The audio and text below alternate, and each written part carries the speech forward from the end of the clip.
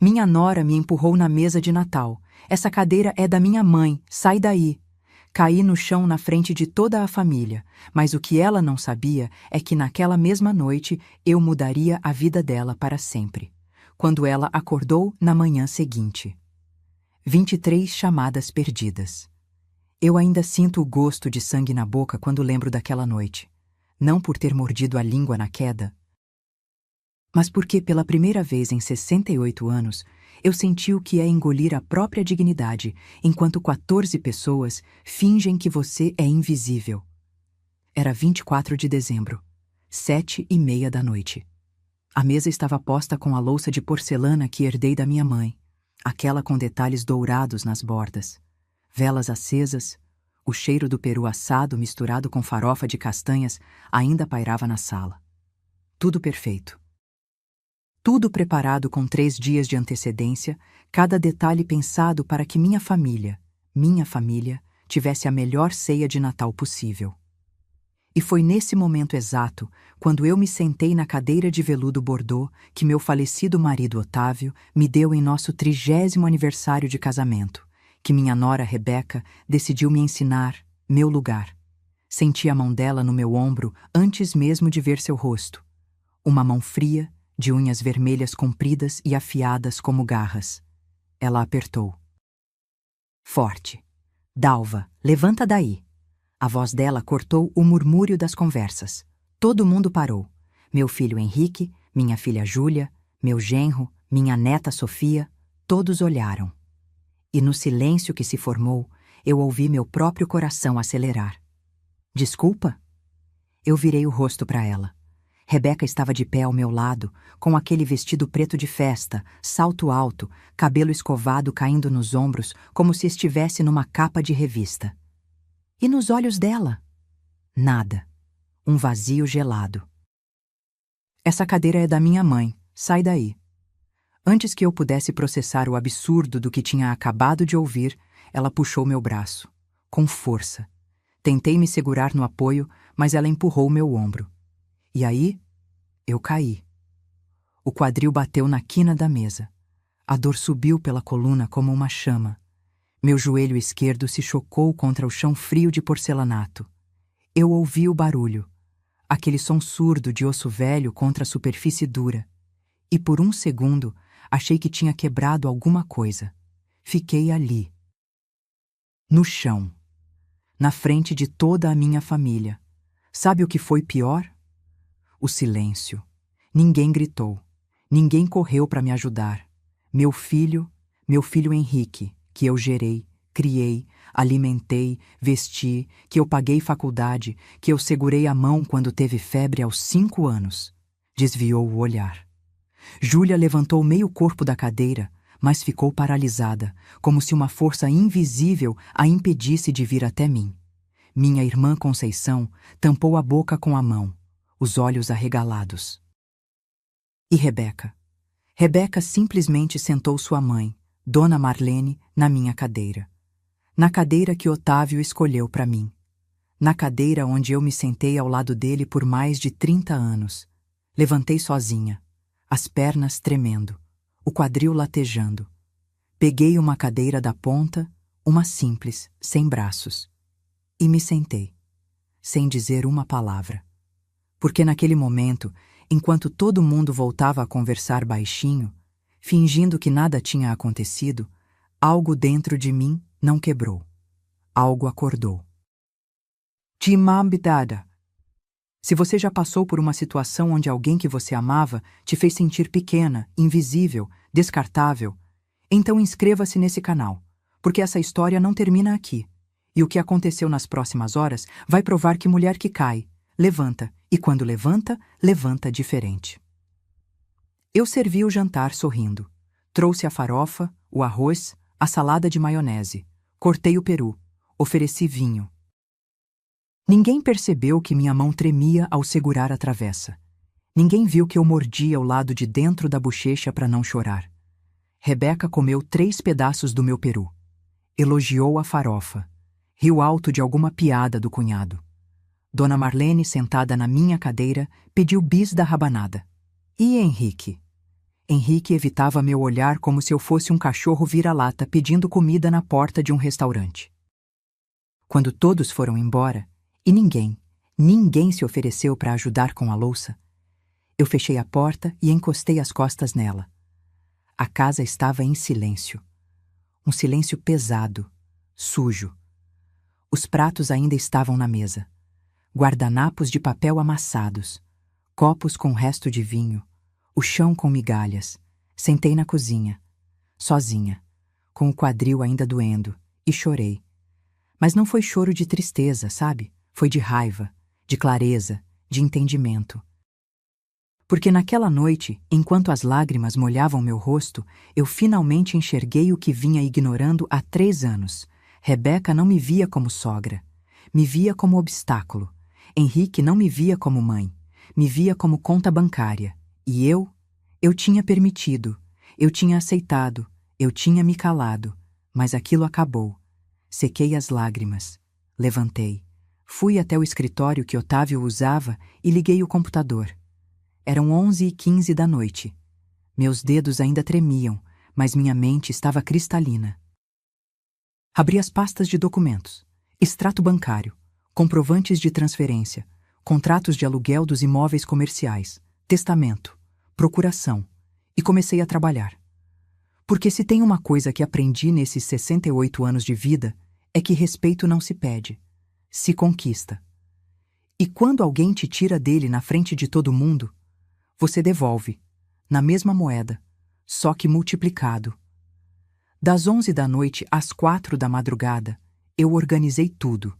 Fiz ligações, mandei e-mails para o meu advogado, Dr. Valdemar.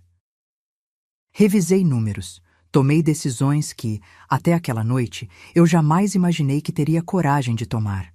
Quando o sol começou a nascer, eu estava sentada na varanda, com uma xícara de café nas mãos, olhando a rua vazia. O plano estava pronto. E em menos de 3 horas, o telefone de Rebeca ia começar a tocar. 23 chamadas perdidas, para ser exata. Porque o que ela não sabia, o que nenhum deles sabia, é que eu não era a velhinha indefesa que eles achavam que eu era. Eu era Dalva. Viúva de Otávio. Ex-professora, empresária aposentada, dona de 3 imóveis comerciais, herdeira de quase 1,5 milhão em bens. E a partir daquele momento, eu ia fazer questão que eles lembrassem disso. Mas para você entender o tamanho da vingança que estava por vir, eu preciso te contar quem eu era antes dela aparecer. E mais importante, o que essa mulher fez comigo nos últimos 3 anos. Deixa eu te contar quem eu sou de verdade. Não a mulher que caiu no chão naquela noite de Natal, mas a mulher que construiu, tijolo por tijolo, uma vida que muita gente jamais imaginaria. Meu nome é Dalva. Tenho 68 anos. Sou viúva há 6 anos. E se você me visse na rua, com meu cabelo grisalho preso num coque, minha bolsa de tecido florido, minhas sandálias confortáveis, você provavelmente pensaria: mais uma aposentada. E você estaria certa, mas só em parte. Porque o que não aparece no meu jeito simples de andar, no meu vestido de algodão, na minha casa sem ostentação, é que eu sou dona de um patrimônio que pouquíssimas pessoas conhecem o valor real. Isso não aconteceu por sorte. Aconteceu por suor. Conheci Otávio quando eu tinha 22 anos. Eu era professora recém-formada em pedagogia, dava aula numa escola municipal na Zona Norte. Ele era representante comercial de tecidos, viajava o interior vendendo para lojistas. A gente se conheceu num casamento de primos. Eu nem queria ir, mas minha mãe insistiu. Otávio não era bonito no sentido clássico. Era magro, tinha um sorriso meio torto, usava óculos de aro grosso. Mas quando ele olhava para mim, parecia que eu era a única pessoa no mundo que importava. Casamos 8 meses depois, sem festa grande, só família próxima, um bolo simples, cerveja e refrigerante no quintal da minha mãe. Durante anos, vivemos apertado. Eu com salário de professora, ele com comissão que variava todo mês. Tivemos Henrique com 1 ano de casados. Júlia veio 4 anos depois. Morávamos num apartamento pequeno, 2 quartos, num prédio sem elevador. Eu costurava a roupa dos meninos. Otávio consertava o carro dele mesmo, mas a gente tinha algo que nem todo casal tem: parceria de verdade. Quando Henrique completou 7 anos, Otávio chegou em casa com uma ideia maluca. Ele tinha juntado R$ 15.000, uma fortuna na época, e queria abrir uma pequena confecção. Nada grande. Só uma salinha comercial, 2 máquinas de costura, ele mesmo cortando tecido e vendendo para lojistas que já conhecia da estrada. Eu tinha medo. R$ 15.000 era tudo o que tínhamos guardado. Se desse errado, voltaríamos à estaca zero.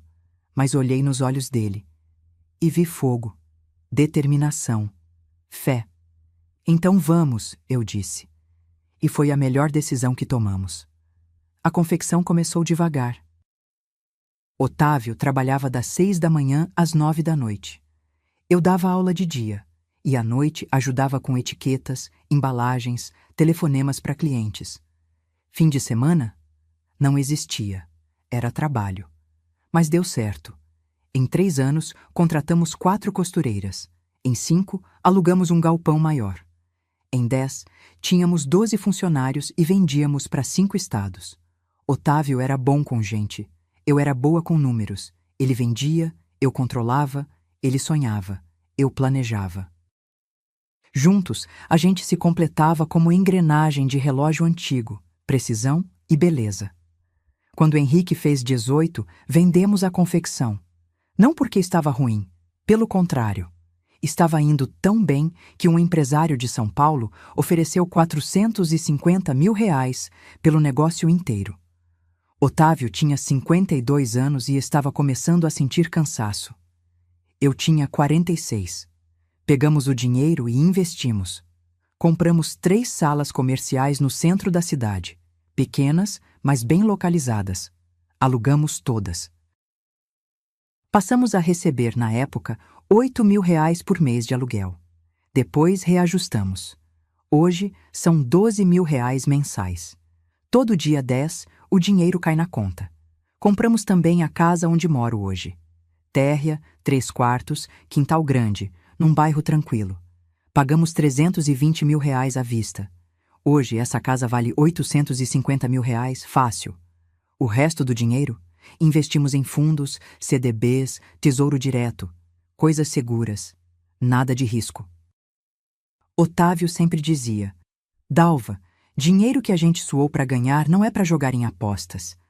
Quando ele morreu, há 6 anos, infarto fulminante enquanto regava as plantas do quintal numa manhã de domingo, eu herdei tudo, os 3 imóveis comerciais, a casa, R$ 420.000 em investimentos, somando tudo, R$ 1,5 milhão, mais ou menos. Mas sabe o que eu fiz com essa informação? Guardei. Não falei para os meus filhos os valores exatos.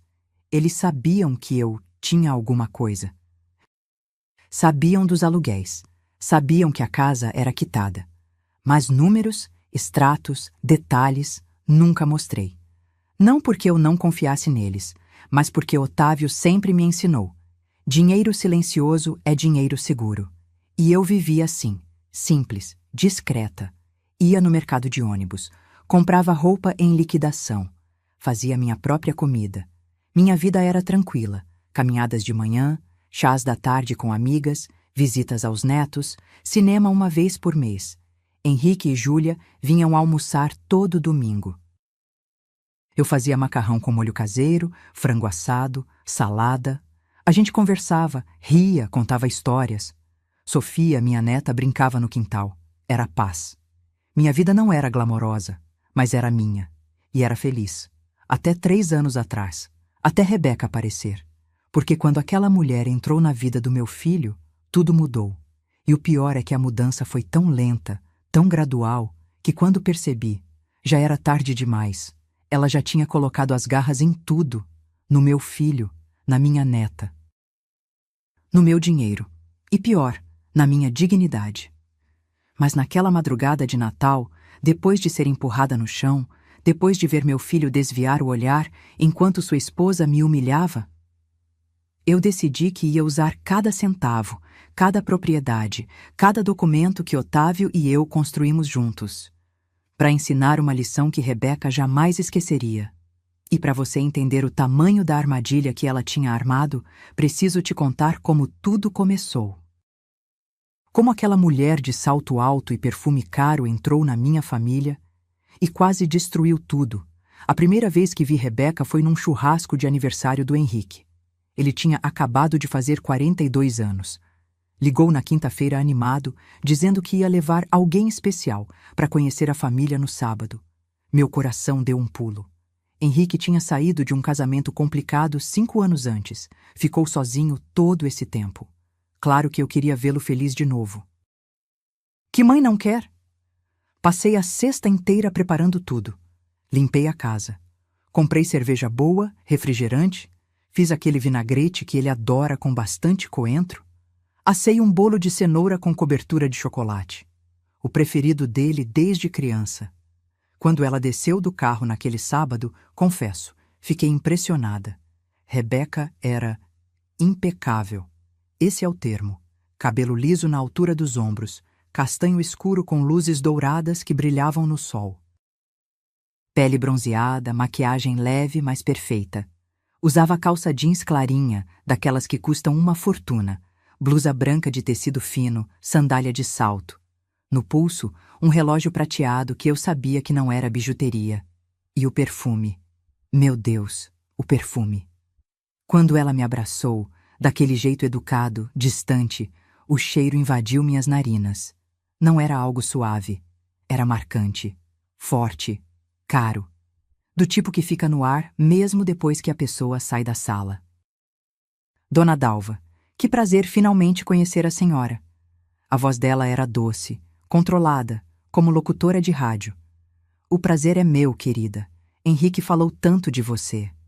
Sorri, apertei a mão dela, as unhas, vermelhas, compridas, perfeitas, sem uma falha. Ela sorriu de volta, mas o sorriso não chegou nos olhos.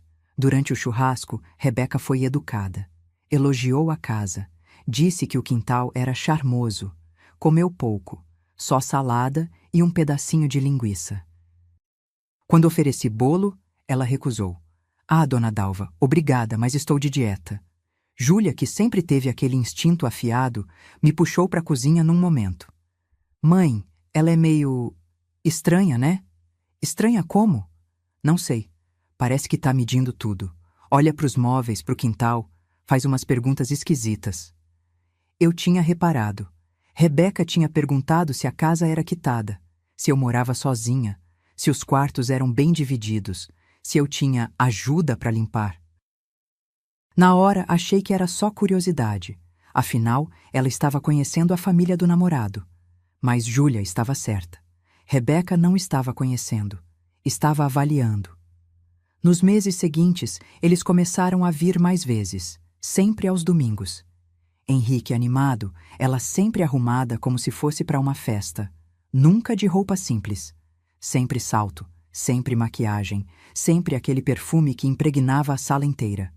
E as perguntas continuavam. Dona Dalva, a senhora nunca pensou em vender essa casa e ir para um apartamento menor?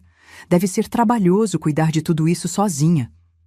Esses imóveis que a senhora aluga rendem bem? Deve dar uma boa renda extra, né? A senhora tem planos para o futuro? Tipo, algum investimento grande, viagem? Eu respondia com educação, mas sem detalhes. Sempre fui reservada com dinheiro. Otávio me ensinou bem. Quanto menos as pessoas sabem, melhor. 6 meses depois, Henrique me chamou para jantar num restaurante. Só nós 3, ele, eu e Rebeca. Foi quando ele anunciou: Mãe, nós vamos casar. Meu coração encheu de esperança. Talvez eu estivesse errada sobre ela. Talvez fosse só insegurança minha, ciúme de mãe. Que maravilha, filho!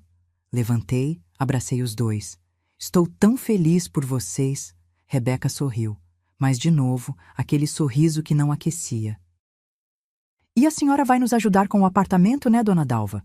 Henrique comentou que a senhora sempre ajuda os filhos. Travei. A frase saiu tão rápido, tão direta, que nem deu tempo de processar. Henrique ficou vermelho. Rebeca, a gente não tinha combinado de... Amor, sua mãe entende. Ela sabe que todo começo é difícil. E com o preço dos imóveis hoje em dia, ela me olhou esperando. E foi aí que cometi meu primeiro erro. Claro, querida, vou ajudar no que for possível. Os olhos dela brilharam. Pela primeira vez, vi algo genuíno ali. Mas não era amor, não era gratidão, era vitória. 2 semanas depois, eles me levaram para ver o apartamento que queriam. 58 metros quadrados, 2 quartos, numa área boa. 320 mil reais. A gente tem 140 mil juntando, Henrique explicou, nervoso. Mas para dar a entrada e fechar negócio, precisaria de mais uns 80 mil. 80 mil reais. Era muito dinheiro, mas era meu filho. Meu primogênito. O menino que eu embalei nos braços quando tinha cólica de bebê. Tudo bem, vou transferir. Rebeca me abraçou, forte, e sussurrou no meu ouvido. A senhora não vai se arrepender, dona Dalva. Vou cuidar muito bem do seu filho. Transferi os 80 mil reais na segunda-feira seguinte. E foi aí que tudo começou a mudar. Porque depois daquele dinheiro, Rebeca não me via mais como sogra. Me via como banco. Os almoços de domingo começaram a ficar raros. Ah, dona Dalva, a gente tem compromisso. Rebeca não tá se sentindo bem. Vamos visitar a família dela hoje. Quando vinham, ela controlava tudo. Sofia, minha neta, não podia brincar no quintal porque ia sujar a roupa. Não podia comer sobremesa porque açúcar faz mal. Rebeca ficava no celular a maior parte do tempo. E os pedidos começaram. Dona Dalva, a geladeira do apartamento quebrou. A senhora pode dar uma ajuda? São 3.200 reais. O carro deu problema no câmbio. 5.800. Precisamos trocar o sofá. Aquele que veio com o apartamento tá horrível. E eu? Eu pagava. Porque era meu filho. Porque eu tinha dinheiro. Porque eu não sabia dizer não. Até que um dia, quase 1 ano depois do casamento, Júlia me contou algo que fez meu sangue gelar. Ela estava numa cafeteria perto do trabalho e ouviu a voz de Rebeca. Mais uns 2 anos aguentando a velha, e pronto. Henrique herda tudo. Aí eu faço ele vender aquela casa antiga e compramos algo moderno na Barra. Piscina, churrasqueira, essas coisas. A velha. Ela tinha me chamado de a velha. E o pior, ela estava planejando minha herança como se eu já estivesse morta. Quando Júlia me contou o que ouviu naquela cafeteria, fiquei 3 dias sem conseguir dormir direito. A velha. Aquelas 2 palavras ecoavam na minha cabeça toda vez que eu fechava os olhos. Eu via o rosto de Rebeca dizendo aquilo, rindo com a amiga dela, tomando um café caro enquanto planejava minha herança como se eu fosse um obstáculo que logo seria removido. Mas sabe o que me machucou mais? Não foi nem ela, foi Henrique. Porque uma nora pode ser ruim, pode ser interesseira, pode ser fria. Mas um filho? Um filho que você criou, que você ensinou valores, que você amou incondicionalmente? Um filho tinha que defender a mãe. E Henrique não defendia. Pior, ele permitia. 2 semanas depois daquela revelação, num domingo de abril, eles apareceram na minha casa sem avisar. Chegaram na hora do almoço. Eu estava comendo um simples arroz com ovo frito e salada, comida de quem mora sozinho e não tem para quem cozinhar. Oi, mãe! Henrique entrou animado. Trouxe a Beca e a Sofia para almoçar com a senhora. Rebeca entrou atrás, de óculos escuros, bolsa de grife no ombro. Sofia correu para me abraçar. Vovó, saudade! Meu coração apertou. Fazia quase 1 mês que eu não via minha neta. Saudade da vovó também, meu amor. Abracei ela forte, senti o cheiro do shampoo infantil no cabelo dela. Sofia, não amassa a blusa. Rebeca puxou a menina pelo braço. Acabei de passar. Fui para a cozinha preparar mais comida. Rebeca ficou na sala, mexendo no celular. Henrique ligou a televisão. Enquanto eu fritava mais ovos e fazia feijão tropeiro, ouvi Sofia perguntando: Vovó, posso brincar no quintal? Claro, meu. Não pode. Rebeca cortou. Você sabe que tem alergia à grama. Sofia não tinha alergia nenhuma. Ela sempre brincou no meu quintal, descalça, correndo, feliz. Mas eu não disse nada. Engoli as palavras. Servimos o almoço.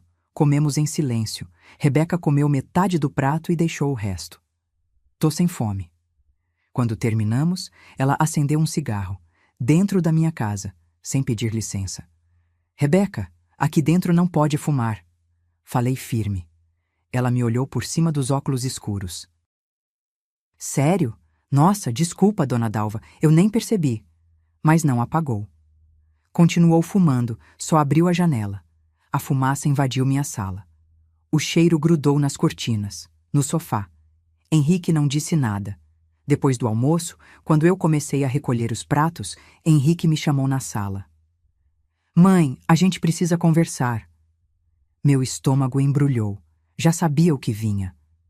O carro da Rebeca tá dando problema. É o motor. O mecânico disse que precisa trocar umas peças. Vai dar uns 12 mil reais. 12 mil reais. Olhei para o meu filho, 43 anos, engenheiro civil, salário bom. E ali estava ele, me pedindo mais dinheiro. Henrique, eu já ajudei com o apartamento, com a geladeira, com... Eu sei, mãe, mas é que agora tá apertado. A gente teve umas despesas extras e... E a mãe sempre pode ajudar, né, dona Dalva? Rebeca apareceu na porta sorrindo. Afinal, é pro bem do seu filho. Tinha algo naquele sorriso, uma confiança, uma certeza de que eu ia ceder.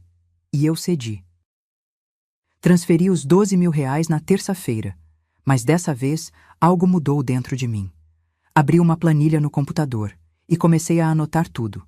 Data, valor, motivo, 80 mil reais, entrada do apartamento, 3.200, geladeira, 5.800, câmbio do carro, 4 mil, sofá novo, 1.500, móveis do quarto, 12 mil, motor do carro.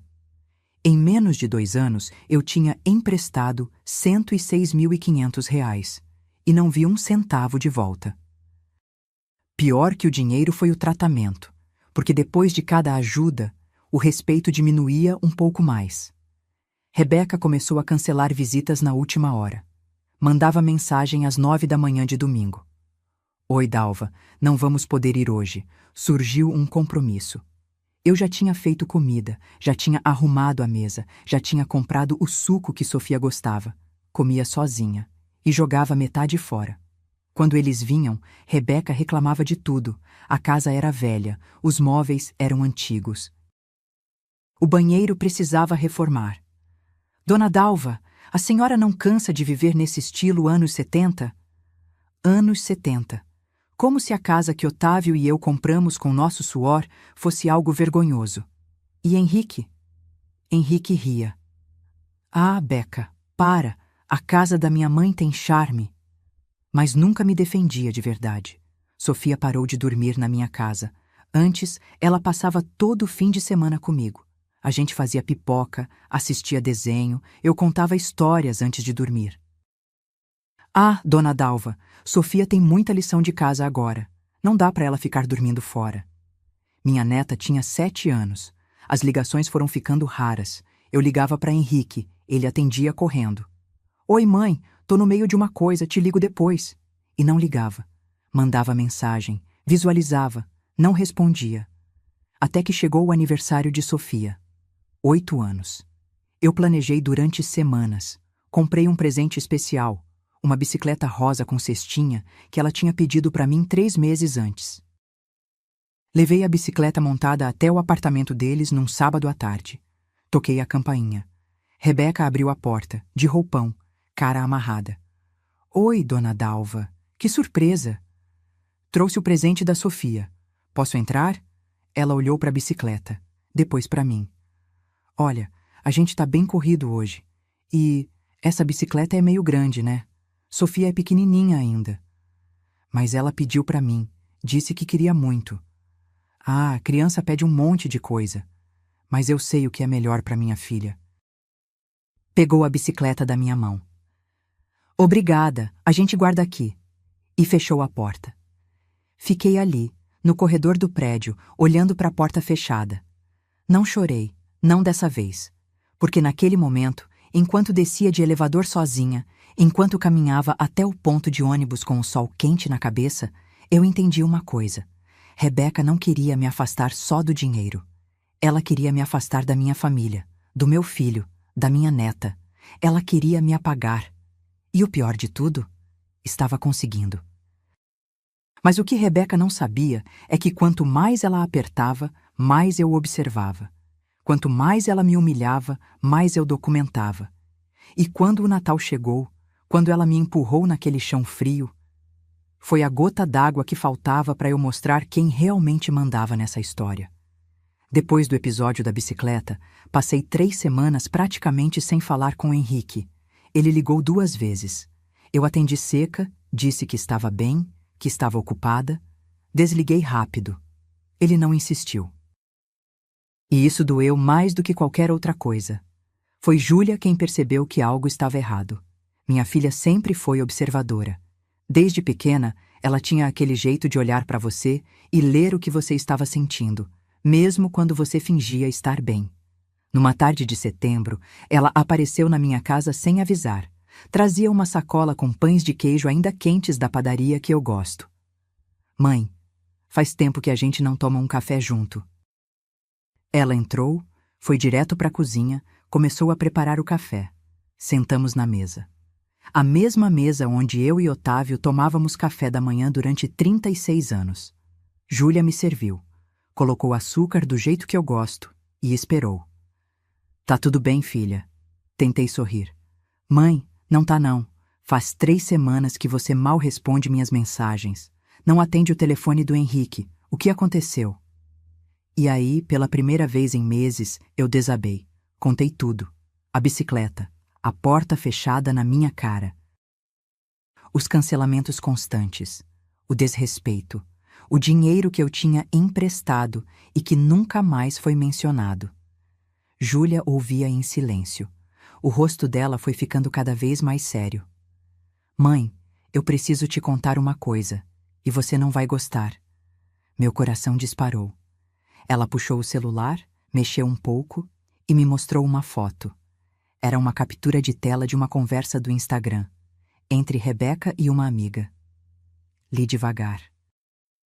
Rebeca. Finalmente consegui convencer o Henrique a fazer o inventário antecipado. Disse que é melhor para organizar, evitar briga depois que a velha morrer. Amiga. E ele topou? Rebeca. Ainda não, mas vou insistir. A advogada disse que se ele for esperto, consegue transferir pelo menos um dos imóveis para o nome dele ainda em vida. Aí, quando ela bater as botas, a gente já tem garantia. Amiga. Genial. E a irmã dele? Rebeca. A Júlia? Aquela é chata demais, mas ela não tem procuração de nada. Eu já sei. A velha confia mais no Henrique. Burrice dela. Parei de ler. Minhas mãos tremiam. Júlia, como você conseguiu isso? A amiga dela é conhecida de uma colega do meu trabalho. Ela me mandou porque achou absurdo. Mãe, a Rebeca tá literalmente tramando para pegar seus bens antes de você morrer. Inventário antecipado. Transferência de imóveis. Procuração.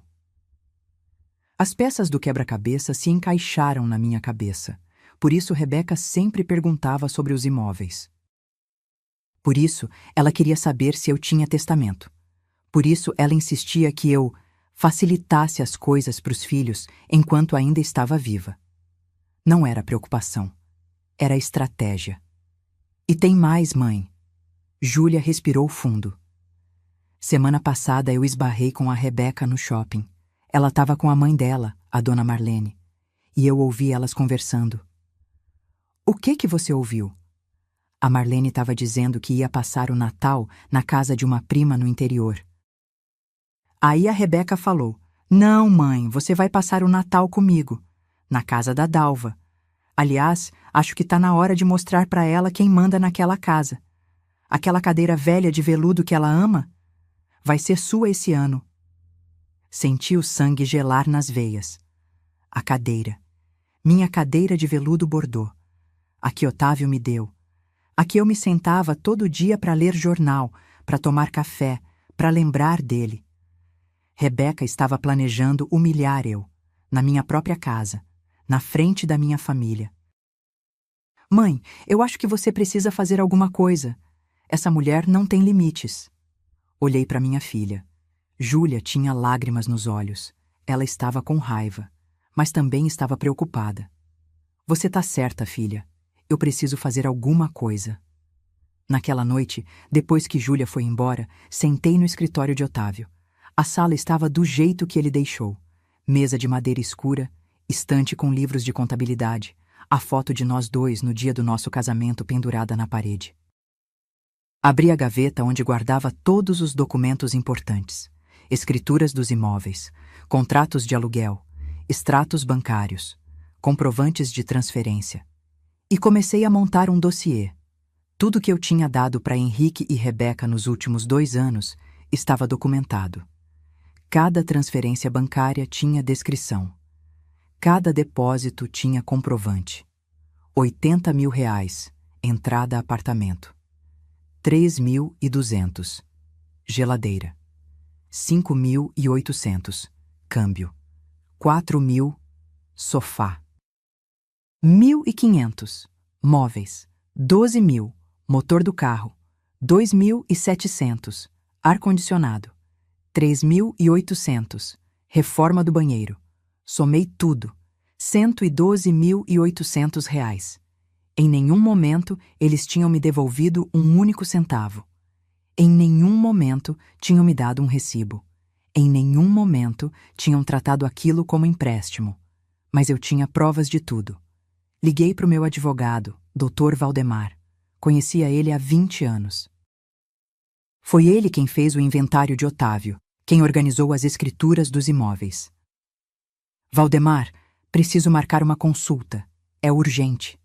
Dalva, tudo bem? Aconteceu alguma coisa? Aconteceu sim, e eu preciso me proteger. Marquei para segunda-feira seguinte, 14h. No consultório dele, uma sala pequena cheia de processos empilhados e um cheiro de café velho, contei tudo. Mostrei os extratos. Mostrei as mensagens que Júlia tinha me mandado. Expliquei o plano de Rebeca. Valdemar tirou os óculos, esfregou os olhos. Dalva, você sabe que pode pedir a devolução desse dinheiro, né? Tem tudo documentado. Se eles não pagarem, vai para a justiça. Eu sei, mas não é só isso que eu quero. O que você quer? Respirei fundo. Quero mudar meu testamento. Quero tirar o Henrique como procurador das minhas contas. E quero preparar tudo para caso eles tentem me forçar a fazer qualquer transferência de bens. Valdemar me olhou com respeito. Você tem certeza? É seu filho. Tenho certeza, porque meu filho deixou de me defender. E a mulher dele quer me ver morta para poder gastar minha herança. Então vamos fazer isso direito. Nas 2 semanas seguintes, organizei tudo. Mudei o testamento. Henrique, que herdaria 50%, agora herdaria apenas 15%, o mínimo que a lei obriga. O resto foi dividido entre Júlia, minha irmã Conceição, e um fundo de educação para Sofia. Retirei Henrique da procuração bancária. Coloquei Júlia no lugar. E preparei a notificação extrajudicial, exigindo a devolução imediata dos R$ 112.800, com juros de 1% ao mês desde a data de cada transferência. Total, R$ 127.400. Prazo, 90 dias. Ou execução judicial. Guardei tudo numa pasta e esperei. Porque eu sabia que o Natal estava chegando. E se Rebeca realmente quisesse me humilhar na minha própria casa, na frente da minha família, eu ia deixar. Ia deixar ela mostrar para todo mundo quem ela realmente era. E depois? Depois eu ia mostrar para ela quem eu realmente era. Dezembro chegou com aquele calor úmido típico do fim de ano. As lojas já tocavam música natalina, as ruas já estavam enfeitadas com pisca-pisca colorido, e meu telefone finalmente tocou. Era Henrique. Oi, mãe, como a senhora tá? 3 meses quase sem falar direito comigo, e agora essa voz animada, falsa. Tô bem, filho. Então... A gente estava pensando, que tal fazer a ceia de Natal aí na sua casa? Seria legal, né? Reunir a família toda, do jeitinho que a senhora gosta. Minha casa. Do jeitinho que eu gosto. Eu sabia que não era ideia dele. Era dela. Claro, filho. Vai ser bom ter todo mundo aqui. Ouvi ele suspirar aliviado. Maravilha, mãe. A gente leva a sobremesa. Ah, e a Rebeca vai levar a mãe dela também, tudo bem? Dona Marlene. A sogra de Rebeca. Aquela que ia passar o Natal na casa de uma prima no interior, mas que agora, milagrosamente, estaria na minha casa. Tudo bem. Desliguei e sorri, porque eu sabia exatamente o que estava vindo, e estava pronta. Passei os 3 dias seguintes preparando tudo. Limpei a casa do teto ao chão. Lavei as cortinas. Encerei o chão. Tirei a louça de porcelana da minha mãe do armário e lavei peça por peça. Fui no mercado e comprei um peru de 7 quilos.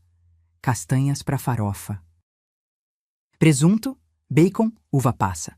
Arroz, batatas, cenouras. Comprei vinho, cerveja, refrigerante, suco. Fiz rabanada, pavê, pudim de leite.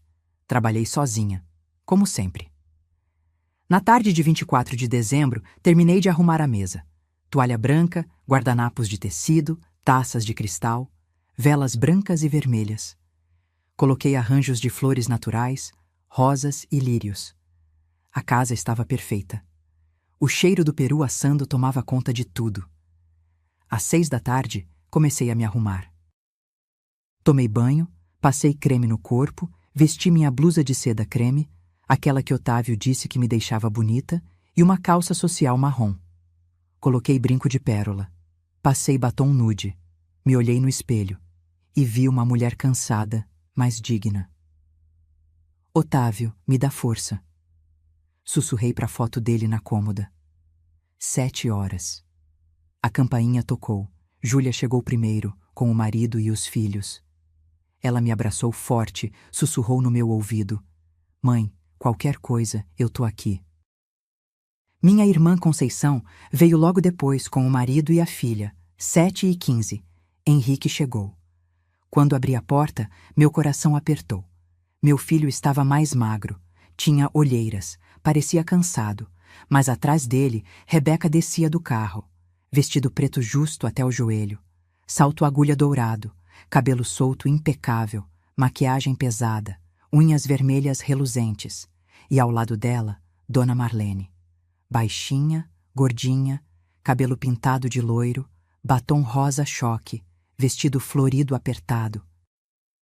Boa noite, Dona Dalva. Rebeca entrou como se fosse dona da casa, nem me abraçou. Nossa, que cheiro maravilhoso, você arrasou. Dona Marlene entrou atrás, avaliando tudo com olhos críticos. Que casa antiga, tem um charme, né? Respirei fundo. Sorri. Sejam bem-vindas. Sofia veio correndo, me abraçou. Vovó, minha netinha linda. Apertei ela forte, servimos aperitivos, conversamos. A casa estava cheia. 14 pessoas na sala, rindo, bebendo, comendo castanhas. 8 horas. Chamei todo mundo para a mesa. E foi aí que tudo desmoronou. Eu me sentei na minha cadeira. A cadeira de veludo bordô. A que sempre foi minha. A que Otávio escolheu para mim no nosso 30º aniversário, porque ele disse que eu merecia algo bonito, algo especial. A cadeira que tinha testemunhado jantares de domingo, aniversários, conversas até tarde, café da manhã com jornal, noites de silêncio depois que ele morreu. Sentei, arrumei a saia, olhei para a mesa posta, para minha família reunida. E senti a mão dela no meu ombro, gelada, forte, as unhas cravando na minha blusa de seda. Dalva, levanta daí. O barulho cessou, todas as conversas pararam, todo mundo olhou, virei o rosto. Rebeca estava de pé ao meu lado, com uma expressão que eu nunca tinha visto antes. Não era raiva, era propriedade, como se estivesse tirando algo que já fosse dela. Desculpa? Minha voz saiu baixa. Essa cadeira é da minha mãe. Sai daí. Ouvi Júlia engasgar. Ouvi Conceição sussurrar um "Meu Deus!". Rebeca, essa é minha cadeira. Sempre foi. Não hoje. Ela puxou meu braço, forte. Hoje sua sogra vai sentar aqui. Tentei me segurar no braço da cadeira, mas ela empurrou meu ombro, com força, com violência. Perdi o equilíbrio. Caí. O quadril bateu na quina da mesa. A dor explodiu pela coluna como um raio. O joelho se chocou contra o chão. Ouvi o barulho.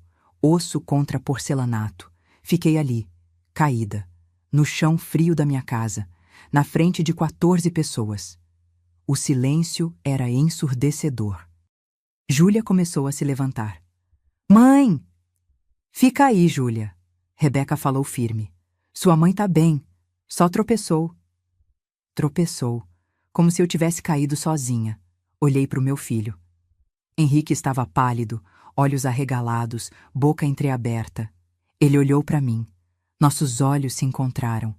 E ele desviou o olhar. Abaixou a cabeça e não disse nada. Conceição veio me ajudar. Me levantou devagar. O quadril latejava. A dor subia pela perna. Dalva, você tá bem? Ela sussurrou. Tô. Menti. Rebeca já tinha sentado Dona Marlene na minha cadeira. A mulher estava lá, sorrindo, satisfeita, como se tivesse conquistado um troféu. Peguei uma cadeira da ponta. Simples. Sem braços, sem história. E me sentei. Ninguém falou nada. O jantar seguiu em silêncio constrangedor. As pessoas comiam sem olhar para mim. Rebeca serviu a mãe dela, cortou o peru, encheu o prato. Eu comi mecanicamente. Cada garfada doía. Não pela comida, pela humilhação. Sofia me olhava com lágrimas nos olhos. Júlia apertava o guardanapo com tanta força que os nós dos dedos estavam brancos. E Henrique? Henrique comia de cabeça baixa, como um covarde. Quando todos foram embora, e ninguém, absolutamente ninguém ficou para ajudar, eu fechei a porta. A casa estava destruída. Pratos sujos, copos espalhados, guardanapos no chão, restos de comida na mesa. Sentei na cozinha, sozinha, o quadril latejando, o coração partido, e olhei para o relógio. 11h10 da noite. Sequei as lágrimas. Levantei. Fui para o escritório. Abri o computador. Peguei o telefone. E comecei. Porque se Rebeca queria guerra, ia ter guerra. E quando o sol nascesse, ela ia descobrir que tinha mexido com a pessoa errada. 11h15 da noite. A casa estava em silêncio. Aquele silêncio pesado, carregado de humilhação. O tipo de silêncio que gruda na pele e não sai nem com banho quente. Sentei na beira da pia da cozinha. O quadril ainda latejava. Cada movimento era uma pontada aguda que subia pela coluna. Passei a mão no lugar onde tinha batido. Já sentia um roxo se formando. Olhei para a sala. A mesa ainda estava cheia de pratos sujos, copos com resto de vinho, guardanapos amassados, migalhas no chão. O cinzeiro que Rebeca tinha usado, dentro da minha casa, ainda estava ali, fedendo. E no centro de tudo, vazia, a cadeira de veludo bordô. Minha cadeira. A cadeira onde Otávio sentava para ler jornal nas manhãs de domingo. A cadeira onde eu embalava Sofia quando ela era bebê e vinha dormir aqui. A cadeira onde eu me sentava para tomar café, olhando para o quintal, lembrando de cada ano vivido nessa casa. Dona Marlene tinha sentado ali, com seu vestido florido espalhafatoso, com seu batom rosa choque borrado, com aquele sorriso de vitória idiota, e minha família tinha assistido. Levantei devagar. Cada passo doía. Fui até o escritório de Otávio. Acendi a luz. A sala estava exatamente como ele deixou há 6 anos. Mesa de madeira escura, cadeira de couro gasto, estante com livros de contabilidade que ele nunca se desfez. Na parede, a foto do nosso casamento. Eu com 22 anos, vestido simples de renda, buquê de margaridas. Ele com terno emprestado do padrinho, sorriso enorme. A gente construiu tudo junto, amor. Falei baixo, tocando a moldura. E agora eles querem destruir, querem me destruir. Mas aí, enquanto olhava para os olhos dele naquela foto antiga, lembrei de algo. Lembrei de Otávio chegando em casa com um contrato assinado da primeira venda grande da confecção. R$ 23 mil, a maior venda que tínhamos conseguido até então. Ele chorou de alegria. Lembrei dele negociando o preço das salas comerciais. O vendedor queria 380 mil pelos 3 imóveis. Otávio ofereceu 310. Fecharam em 325. Ele não aceitou ser passado para trás. Lembrei do dia que ele assinou o testamento, 6 meses antes de morrer. Ele tinha acabado de fazer exames cardíacos. O médico tinha alertado sobre o risco. E Otávio, com aquela calma dele, disse: Dalva, a gente precisa proteger o que construiu. Não deixa ninguém tirar de você o que é seu. Sentei na cadeira dele. Liguei o computador.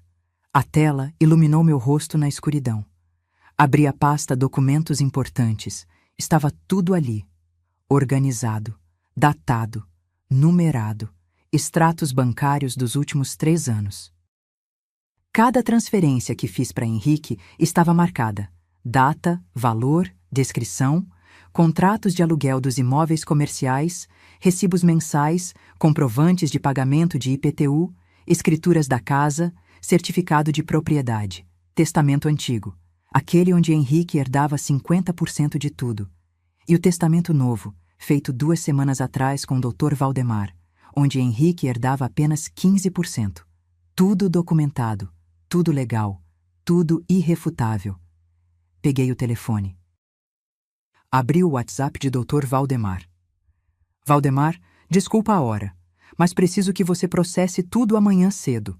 Quero a notificação extrajudicial enviada até meio-dia. E quero cópias de todas as alterações do testamento e da procuração registradas em cartório ainda essa semana. É urgente. 3 minutos depois, a resposta. Dalva, aconteceu algo? Você está bem? Aconteceu sim, e agora não tem mais volta. Preciso que você faça exatamente o que conversamos. Por favor. Pode deixar. Amanhã às 7 horas da manhã eu começo. Vai estar tudo pronto até o meio-dia. Respirei fundo. O primeiro passo estava dado. Depois liguei para o banco. Não para a gerente. Ela só atendia em horário comercial. Mas para o saque automatizado. Queria confirmar que a alteração de procuração tinha sido processada. Digitei minha senha. Acessei a conta. Verifiquei os procuradores. Procurador anterior, Henrique Moreira da Silva. Removido em 10/12/2024. Procurador atual, Júlia Moreira Santos. Ativo desde 10/12/2024. Pronto. Henrique não tinha mais acesso nenhum às minhas contas, nem para consultar saldo, nem para fazer transferências emergenciais. Nada. Se ele tentasse usar o acesso dele, o sistema negaria, e ele saberia que algo tinha mudado. Mas eu não queria que ele soubesse antes da hora certa. Abri a planilha que tinha preparado semanas atrás. Aquela com todos os valores emprestados. R$ 80 mil. Entrada, apartamento, 15/03/2022. R$ 3.200. Geladeira, 02/07/2022. R$ 5.800. Câmbio do carro, 18/09/2022. R$ 4.000. Sofá, 23/11/2022. R$ 1.500. Móveis do quarto, 10/01/2023. R$ 12.000. Motor do carro, 05/04/2023. R$ 2.700. Ar-condicionado, 19/06/2023. R$ 3.800. Reforma do banheiro, 28/08/2023. R$ 6.400. Viagem deles para a praia, 03/12/2023, cada. Maldito. Centavo. Com juros de 1% ao mês, como qualquer banco cobraria, o total chegava em R$ 127.400. Anexei tudo num e-mail. Comprovantes, extratos, mensagens onde Henrique pedia só mais uma ajuda, mãe. Prints de conversas onde Rebeca sugeria que eu contribuísse com os filhos. Escrevi o texto da notificação extrajudicial. Doutor Valdemar ia revisar e formalizar, mas eu queria deixar claro o tom. Por meio desta, exijo a devolução imediata de todos os valores transferidos entre março de 2022 e dezembro de 2023, totalizando R$ 127.400, acrescidos de juros legais. Prazo para pagamento: 90 dias corridos a partir do recebimento desta notificação.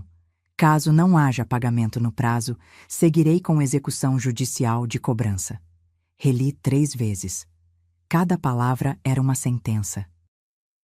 Cada vírgula, um limite que eu finalmente estava impondo. Salvei.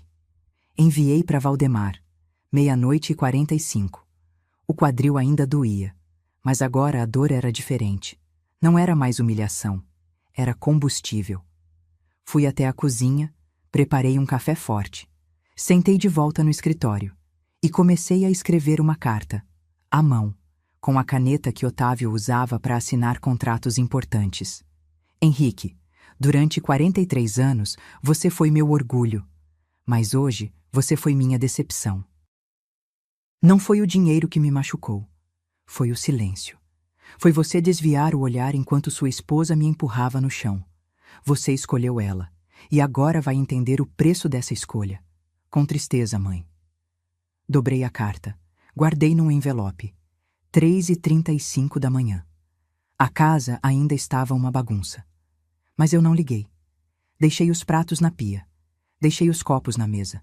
Deixei tudo como estava. Porque aquela bagunça era a prova. A evidência do desrespeito. A lembrança física do que tinha acontecido. Voltei para o escritório. Imprimi cópias de todos os documentos. 3 vias de cada. Uma para mim, uma para o advogado, uma para arquivo. Quando o sol começou a nascer, às 5:20, eu estava sentada na varanda, com uma xícara de café frio nas mãos, olhando a rua vazia. O céu estava cor-de-rosa. Os pássaros começavam a cantar.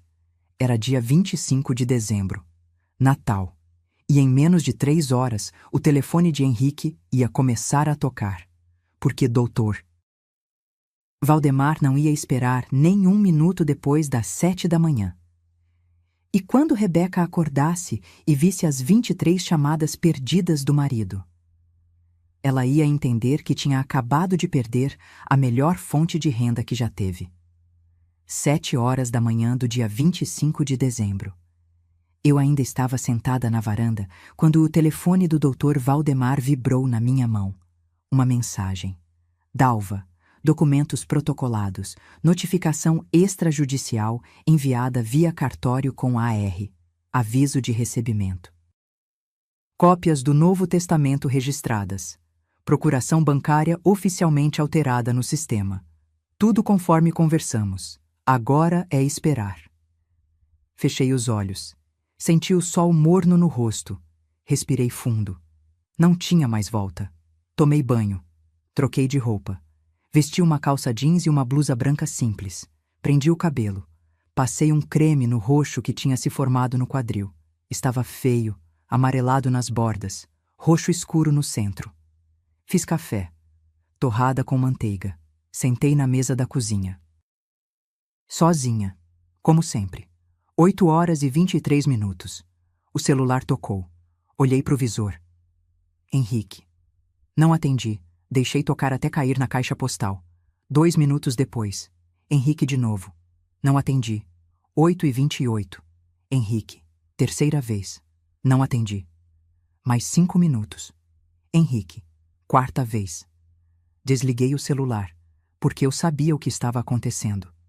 Dr. Valdemar tinha me explicado o procedimento. A notificação extrajudicial seria entregue por oficial de cartório. Bateria na porta. Henrique assinaria o recebimento, abriria o envelope e leria. E quando lesse, entraria em pânico. 9h15 da manhã. Liguei o celular de volta. 23 chamadas perdidas, todas de Henrique, e 12 mensagens no WhatsApp. Abri. Li devagar. Mãe, atende pelo amor de Deus. Mãe, o que é isso que chegou aqui? R$ 127 mil? A senhora tá louca? A gente não tem esse dinheiro, mãe. Atende o telefone. Mãe, por favor, preciso falar com a senhora. A Rebeca tá desesperada aqui. A senhora não pode fazer isso com a gente. Eu sou seu filho. Atende. Mãe, por favor. Cada mensagem era mais desesperada que a anterior. Dava para sentir o pânico atravessando a tela do celular. Não respondi nenhuma. Em vez disso, liguei para Júlia. Ela atendeu no primeiro toque. Mãe, você fez? Fiz. Tá tudo processado. Ouvi ela respirar fundo. Como você tá se sentindo? Aliviada. O Henrique já te ligou? 23 vezes. Silêncio do outro lado. Depois Júlia falou baixo. Ele merece, mãe. Depois do que ela fez ontem, ele merece. Conversamos mais alguns minutos. Júlia me contou que não tinha conseguido dormir direito, que ficou pensando em mim sozinha, arrumando aquela bagunça, com o quadril doendo. Não arrumei nada, filha. Deixei tudo do jeito que estava. Sério? Sério. Quero lembrar. Quero olhar para aquela sala e lembrar por que tomei essa decisão. Desliguei. E esperei. 10h08.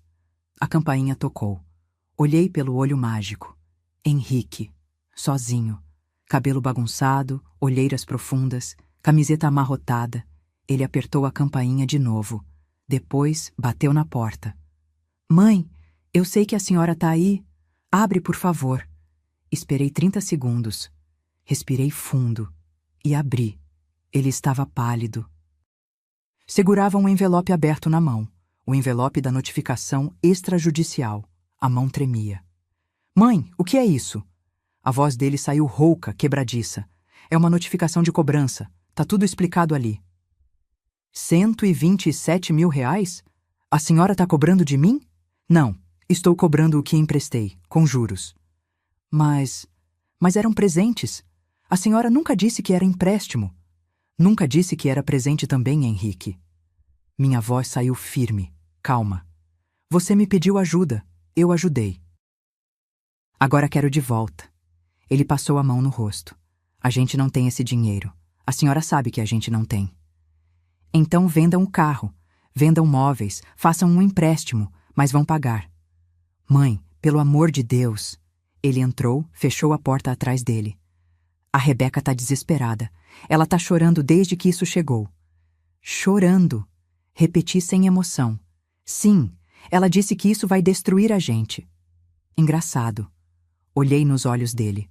Ontem ela não chorou quando me empurrou no chão. Henrique travou. A boca abriu, fechou. Ele desviou o olhar. Você viu, Henrique? Você viu sua esposa me empurrar, me jogar no chão como se eu fosse lixo, e não disse nada. Eu não sabia o que fazer. Não sabia o que fazer?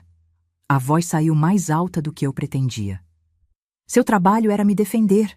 Seu trabalho era proteger sua mãe. Eu sei, mãe, mas... Mas o quê? Mas você tinha medo dela? Mas você escolheu ela? Silêncio. Você escolheu, Henrique. Na hora que desviou o olhar, você escolheu. Ele sentou no sofá, enterrou o rosto nas mãos. Os ombros tremiam. E tem mais. Fui até o escritório, peguei a pasta com os outros documentos. Voltei. Mudei meu testamento. Você não herda mais 50%. Agora são 15%. A cabeça dele levantou num estalo. O quê? 15%. O mínimo que a lei obriga. O resto vai para Júlia, para Conceição e para um fundo educacional para Sofia. A senhora não pode fazer isso.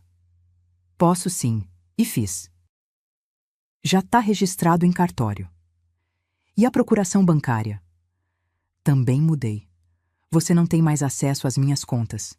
Quem tem agora é a Júlia. O rosto dele foi perdendo a cor, como se cada palavra fosse uma bofetada. Mãe, por favor, não faz isso com a gente. Eu não tô fazendo nada, Henrique. Vocês fizeram. Vocês me usaram, me desrespeitaram, me trataram como obstáculo. A gente nunca... Rebeca me chamou de velha. Minha voz ecoou pela sala. Ela disse para a amiga dela que precisava aguentar mais uns 2 anos até eu morrer, que ia fazer você vender minha casa e comprar outra. Ela planejou minha herança como se eu já tivesse enterrada. Henrique ficou branco. Como a senhora sabe disso? Júlia ouviu. Júlia viu as mensagens. Eu sei de tudo, Henrique. Sei que ela queria que você fizesse inventário antecipado. Sei que ela manipulou você. E sei que você deixou. Ele chorou. Ali, no meu sofá, meu filho de 43 anos chorou como criança. Mas eu não cedi, porque lágrimas não apagam humilhação. Lágrimas não devolvem dignidade. Vocês têm 90 dias para pagar. Se não pagarem, vou para a justiça. E vou ganhar, porque tenho prova de tudo. Me levantei, fui até a porta, abri. Agora sai da minha casa, Henrique. Ele se levantou cambaleando, ainda segurando o envelope. Parou na porta, me olhou com olhos vermelhos. Eu te amo, mãe. Eu também te amo, filho. Mas amor não paga conta, e não paga respeito. E quando ele saiu, quando fechei aquela porta, eu sabia que o pior ainda estava por vir. Porque Rebeca ainda não tinha aparecido. E quando ela aparecesse, o verdadeiro confronto finalmente ia começar. 2 horas depois, eu estava na cozinha, finalmente lavando a louça de ontem, quando ouvi o barulho de um carro freando bruscamente na frente de casa. Porteira batendo, salto alto no cimento, passos rápidos. A campainha não tocou. Ela bateu na porta, forte, desesperada. Dalva, abre essa porta! Rebeca. Sequei as mãos no pano de prato. Olhei pela janela. Ela estava ali, de legging preta e blusa branca, cabelo preso num rabo de cavalo bagunçado, sem maquiagem. Pela primeira vez desde que a conheci, ela parecia humana, desesperada, feia. Abri a porta devagar. Ela entrou empurrando sem pedir licença. O perfume caro tinha sido substituído por cheiro de suor e nervosismo. O que você fez? Os olhos dela estavam vermelhos. O que você fez? Cobrei o que é meu. Respondi calma, fechando a porta. 127 mil reais? Você enlouqueceu? Não, eu acordei. Ela deu um passo à frente, invadindo o meu espaço. Você não pode fazer isso. Aquilo foram presentes. Você deu porque quis. Eu emprestei porque meu filho pediu. E agora eu quero de volta. A gente não tem esse dinheiro. Você sabe que a gente não tem. Então consegue. Vende o carro importado que você tanto ama. Vende as bolsas de grife. Vende o que for preciso. O rosto dela contorceu. Você tá fazendo isso por causa de ontem? Por causa daquela cadeira ridícula? Aquela cadeira ridícula. Senti o sangue ferver, mas mantive a voz firme. Não, tô fazendo isso porque vocês me usaram, me trataram como caixa eletrônico e ainda por cima me humilharam na minha própria casa. Humilhação? Você tropeçou. Eu não tropecei. A voz saiu alta, cortante. Você me empurrou na frente de 14 pessoas e ninguém fez nada. Porque você estava sendo teimosa. Era só levantar daquela cadeira velha e... Essa cadeira era do meu marido. Minha voz ecoou pela sala. Otávio me deu ela. Ela tem história, ela tem valor. E você, sua ingrata, sentou sua mãe lá como se fosse lixo. Rebeca deu 2 passos para trás, os olhos arregalados. E sabe o que é pior? Você planejou aquilo. Júlia te ouviu. Você disse que ia mostrar para a velha quem manda. Que ia fazer sua mãe sentar na minha cadeira. Ela empalideceu. A Júlia tá mentindo. Não tá, não. Peguei meu celular, mostrei os prints que Júlia tinha me mandado, conversas do Instagram. Você disse que precisava aguentar a velha mais uns 2 anos. Que ia fazer o Henrique vender minha casa. Que eu era burra por confiar mais nele. Rebeca olhou para os prints. A boca abriu. Fechou. Você me chamou de velha. Planejou minha herança como se eu já tivesse morrida. Me tratou como obstáculo. Eu tava com raiva naquele dia. Foi só um desabafo. Desabafo? Você estava planejando. Você manipulou meu filho. Fez ele me pedir dinheiro atrás de dinheiro, me afastou da minha neta. Eu nunca afastei a Sofia de você. Mentira, avancei para ela. Sofia dormia aqui todo fim de semana. E de repente nada. Sempre tinha desculpa, sempre tinha compromisso. Você controlou tudo. Rebeca começou a chorar, lágrimas escorrendo pelo rosto sem maquiagem. Dalva, por favor. Se você cobrar isso, a gente vai quebrar. A gente vai ter que vender o apartamento. Problema de vocês. Tem a Sofia, tem sua neta. Você vai fazer isso com ela? Não usa minha neta como escudo. Sofia vai continuar sendo minha neta, mas você não vai mais mandar na minha vida. Ela caiu de joelhos, literalmente, ali, no chão da minha sala. Por favor, eu imploro, desiste dessa cobrança. A gente paga aos poucos, R$ 500 por mês, 1.000, o que a senhora quiser. 90 dias, ou justiça. Dalva! E tem mais. Fui buscar a pasta de documentos. Voltei. Mudei meu testamento. Henrique agora só herda 15%. Mudei a procuração bancária. Ele não tem mais acesso às minhas contas.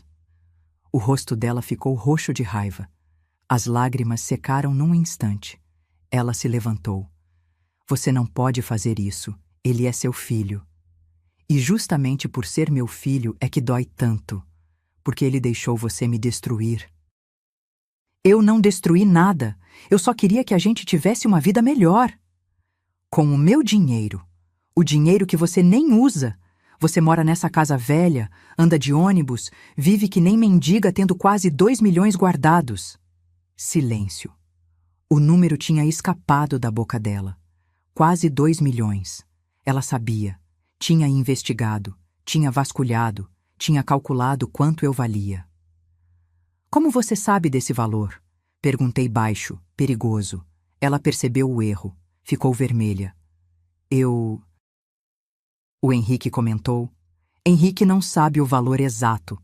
Nunca contei para ele. Então eu calculei. Pelos aluguéis, pela casa.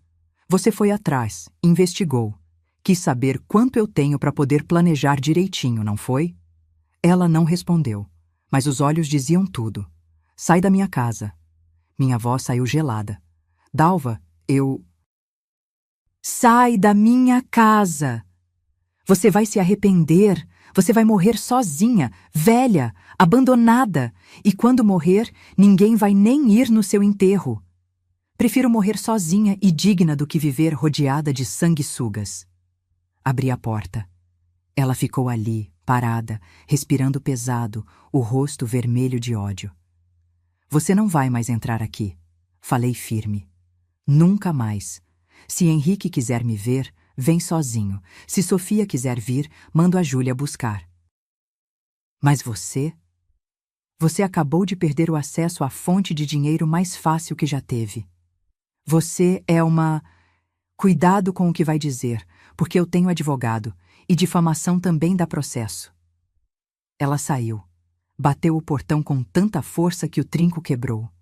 Ouvi o carro dela sair em disparada, pneu cantando no asfalto. Fechei a porta. Tranquei. Encostei as costas nela. E finalmente, depois de 3 anos aguentando, depois de meses sendo usada, depois de uma noite sendo humilhada, eu sorri.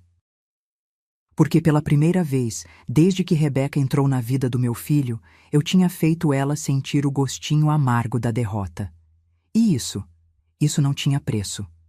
Sentei na minha cadeira de veludo bordô, passei a mão no tecido macio, ainda sentia o perfume barato de Dona Marlene grudado. Mas agora era minha de novo. E ninguém ia tirar ela de mim outra vez. Mas a guerra ainda não tinha acabado. Porque nos próximos meses, Rebeca ia mostrar seu verdadeiro rosto. E Henrique ia ter que escolher de uma vez por todas o amor da mãe que sempre esteve ali, ou a ganância da mulher que só queria o dinheiro dela. Junho de 2025, 6 meses depois daquele Natal que mudou tudo. Estou sentada na minha cadeira de veludo bordô, agora reestofada num tom de vinho ainda mais bonito, tomando café e olhando o quintal pela janela. O sol da manhã entra pela cortina nova que comprei, branca com detalhes em renda. A casa está diferente. Pintei as paredes, troquei alguns móveis, coloquei plantas na varanda. Não porque a casa antiga era ruim, mas porque eu precisava de renovação. E consegui. Mas deixa eu te contar o que aconteceu nesses 6 meses, porque você merece saber como essa história terminou. Janeiro foi o mês mais difícil. Henrique tentou negociar, ligou 15 vezes na primeira semana, mandou mensagens longas, pedindo perdão, implorando que eu reconsiderasse a cobrança. Disse que Rebeca estava passando mal de nervoso, que o casamento deles estava por um fio, que Sofia estava sentindo falta da avó. Eu não cedi, respondi apenas uma vez, 90 dias ou justiça. No final de janeiro, eles venderam o carro importado dela. Um SUV prateado, daqueles que chamam atenção. Conseguiram R$ 95 mil, mas ainda faltavam R$ 32.400. Rebeca ligou para mim. Pela última vez. Dalva, a gente vendeu o carro. Tá aqui os 95 mil. Perdoa o resto, por favor. Não, quero tudo. A senhora é desumana, não tem coração. Tenho sim, só aprendi a não deixar que pisem nele. Desliguei. 2 semanas depois, descobri que eles tinham pegado empréstimo com os pais de Rebeca. Dona Marlene e o marido, aqueles que passaram o Natal na minha casa, na minha cadeira, emprestaram os R$ 32.400 restantes. Mas teve uma condição. Rebeca teria que assinar um contrato de pagamento. Com juros e com garantia do apartamento deles. Os próprios pais dela não confiavam nela. No dia 20 de fevereiro, recebi a transferência completa. R$ 127.400 na minha conta. Olhei para o extrato e não senti alegria. Não senti vitória. Senti paz. Porque não era sobre o dinheiro. Nunca foi. Era sobre respeito, sobre limites, sobre dignidade.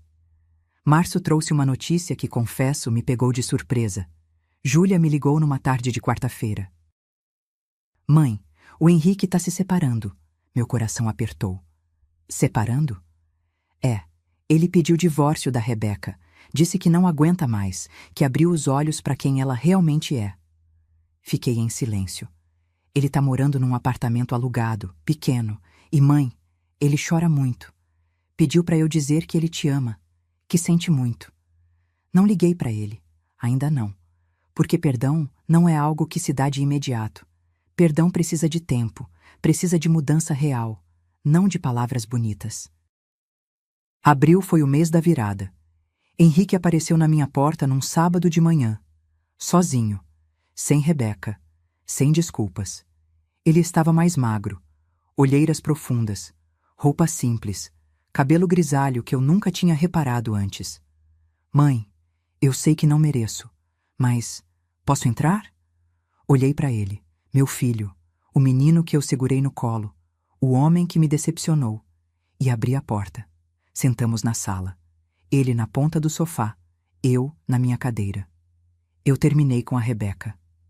Ele começou, voz baixa. Não, não dá mais. Eu vi o que ela é, o que ela fez com a senhora, comigo, com a gente. E demorou 6 meses para ver? Demorei 43 anos para ter coragem de contrariar alguém que eu amava, ou achava que amava. Ele limpou as lágrimas. Mãe, ela me manipulou. Me fez acreditar que a senhora era difícil, que a senhora tinha que contribuir porque tinha dinheiro guardado, que era obrigação. E você acreditou. Acreditei. Porque era mais fácil do que admitir que eu tinha casado com uma pessoa ruim. Silêncio pesado pairou entre nós. Mãe, eu não tô pedindo perdão. Sei que não mereço. Só tô pedindo uma chance de reconstruir, devagar, do jeito que a senhora quiser. Olhei nos olhos dele e vi sinceridade. Pela primeira vez em 3 anos. Venha almoçar aqui domingo. Só você e Sofia. O rosto dele se iluminou. Sério? Sério. Mas tem regras. Nada de falar de dinheiro. Nada de pedir favores. Nada de trazer ela. Nunca mais. Prometo. E ele cumpriu. Todo domingo, desde então, Henrique e Sofia vêm almoçar. Eu faço macarrão com molho caseiro, frango assado, aquele arroz que ele adora. A gente conversa. Ri. Sofia brinca no quintal. Não é perfeito. Ainda tem feridas.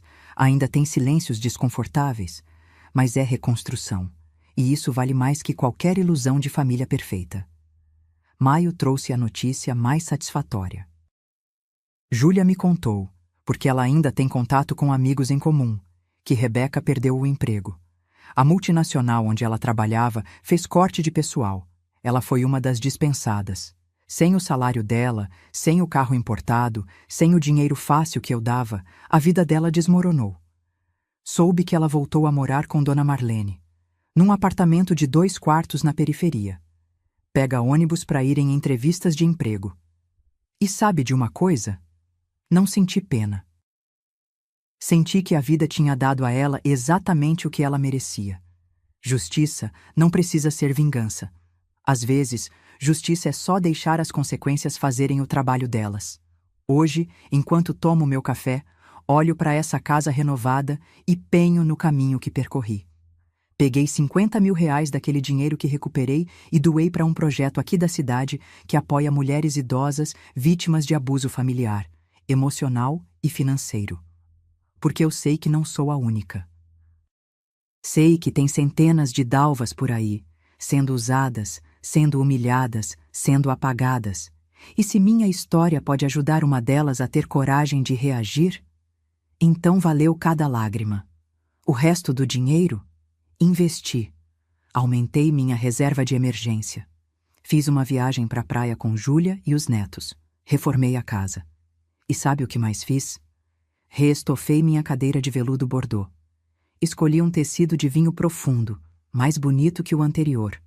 Mandei bordar discreto no encosto. De Otávio, com amor. Porque essa cadeira não é só um móvel. É memória, é história, é amor. E ninguém vai tirar isso de mim de novo. Quando olho para trás, pro Natal daquele ano, para a humilhação que sofri, parte de mim ainda sente a dor. Mas uma parte maior sente orgulho, porque eu poderia ter me calado, poderia ter continuado sendo usada, poderia ter deixado o medo da solidão me controlar. Mas não deixei. Levantei. Impus limites. Recuperei minha dignidade. E se isso me custou um filho temporariamente? Custou. Mas me devolveu a mim mesma, e no final, isso importa mais. Hoje, aos 68 anos, aprendi a lição mais importante da minha vida. Respeito não se implora, se conquista. Amor que vem com humilhação não é amor, é manipulação. E dignidade? Dignidade não tem preço.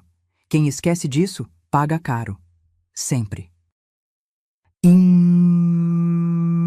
Se você chegou até aqui e essa história tocou seu coração de alguma forma, se você já se sentiu usada, descartada ou invisível na sua própria família, saiba que você não está sozinha e que nunca é tarde para reagir, para se levantar, para dizer, chega. Deixe nos comentários de onde você está me assistindo. E se conhece alguém que precisa ouvir essa história, compartilhe. Porque às vezes a gente precisa ver outra pessoa tendo coragem para encontrar a nossa própria. Curta esse vídeo, inscreva-se no canal e lembre-se, você merece respeito, sempre mereceu. Até a próxima história. E que seja uma de recomeço, não de humilhação. Um abraço forte, de uma dalva para todas as dalvas do mundo.